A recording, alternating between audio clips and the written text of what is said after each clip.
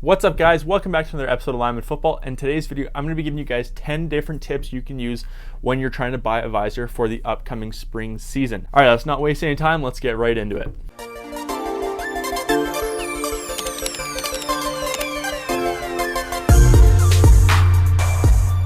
So the first one is I get more than anything else all the time. This and big grills is it legal? And people will ask me, hey, I'm in whatever town in California, is a dark visor legal in my league? First off, I don't know because I don't live there, and it's a lot quicker for you yourself to just Google your league and see what your league rules are. Here in Canada, we have one rule that goes across for all amateur football, that is no dark tinted or colored visors for any level of amateur football, including college and CIS football. So they keep it pretty simple with us. But I don't know how it works in the States or in other places in the world. So you have to look up your individual rules and see what kind of visors are legal. All right, the next thing you need to determine before you buy a visor is, when do you normally play? If you play normally at night games, using something, I got some Shock 1.0 visors handy with me today. Right, if you do want a dark visor and you want to use something like this tinted emerald here, it's really dirty right now, that it's going to be really tough to see through this dark visor when you always play at night games. Now, if you play during, afternoon games, 4 o'clock, 3 o'clock games, you might be able to get away with a dark visor if it is legal.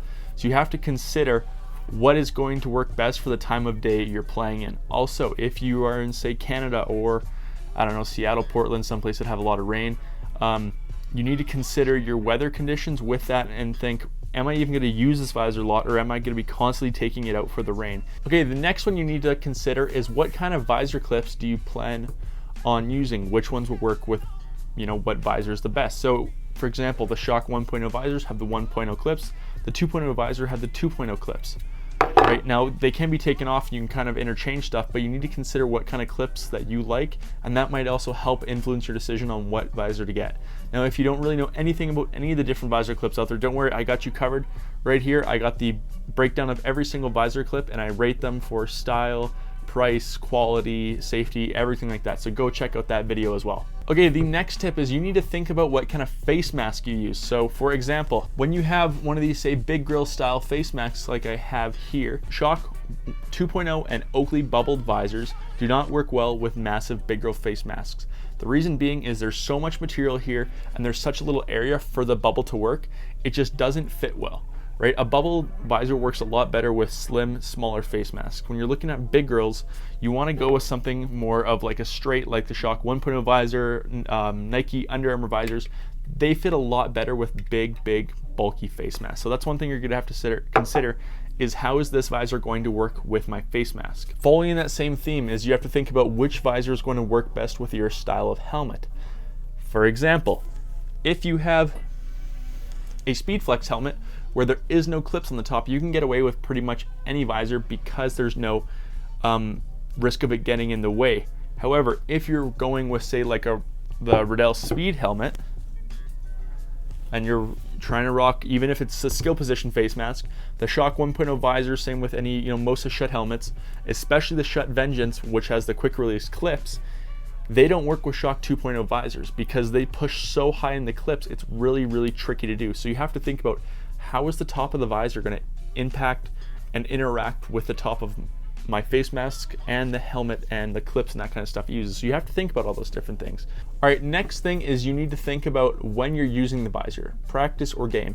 Now this factors into all the other things because if you do want to buy a tinted visor, you have to think about your rules, and if you do want to buy a tinted just to have it tilted, will you want to use it in practice? The only time you'll ever be able to realistically use it depending on your rules. So you need to think about that.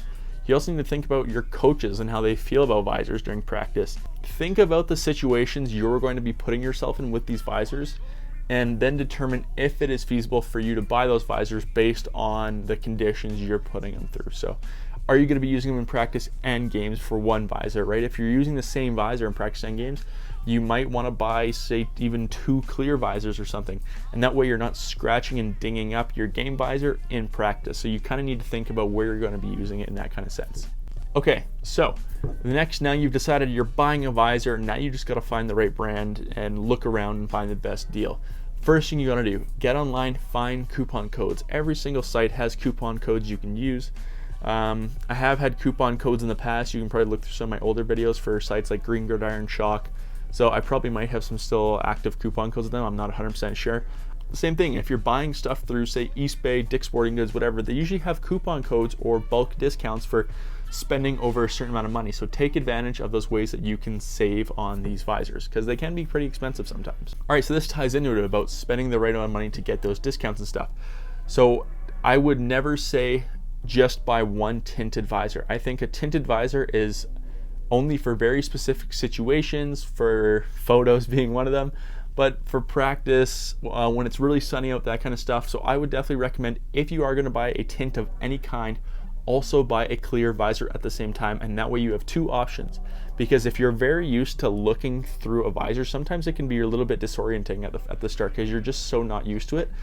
And if, say, you take your tinted visor off because of rain, snow, it's night, it's a game, whatever it is, it can be a little bit of an adjustment period. And that way, if you have a clear visor on hand, you're still used to looking through a visor, but now you're just not having that tint there that's kind of distorting your vision. So I think definitely, if you are going to buy a tinted visor, buy a clear one as well. Okay, next is going to be watch the reviews. So I have reviews about Shock 2.0 visors. I know Football has reviews about Shock 2.0 visors.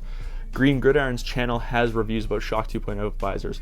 So there's tons of reviews on all these different types of visors and comparison videos. So do your research, look around on YouTube first and see what will benefit you the best based on all these different reviews. All right, the last tip is going to be, don't get stuck on one visor. Here's my example. So if you go on, say, Shock's page, they always do a ton of features. They'll repost people saying, oh, this is the visor they're wearing. Sometimes you'll see that visor, be like, damn, that is a cool visor. I'm gonna go on their website, buy it right now. Done, it's on your way. And then you don't realize the way you see it from the camera is one angle, and when you look at it from another way, it has like red and stuff in it, which you didn't expect it to have. You thought it was just blue. So look at a bunch of different pictures, get different angles of a visor, and see which colors that visor has and all the different color combinations. So like this Tiger one here, like when you look at it from different angles, it has red, green, blue, yellow, orange. It has everything in it. If you see it from one angle, you might only see the blue and the purple, so you might not know.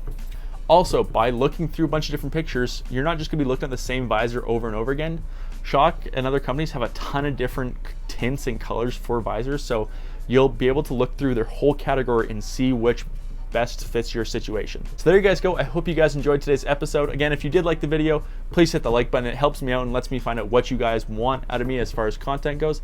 If you are new here, don't forget to subscribe. Now that we're getting back to the football season, I'll be posting 2 videos every single week, or at least I will try to, depending on my time in the school year. Again, I hope you guys enjoyed this video, and as always, thanks.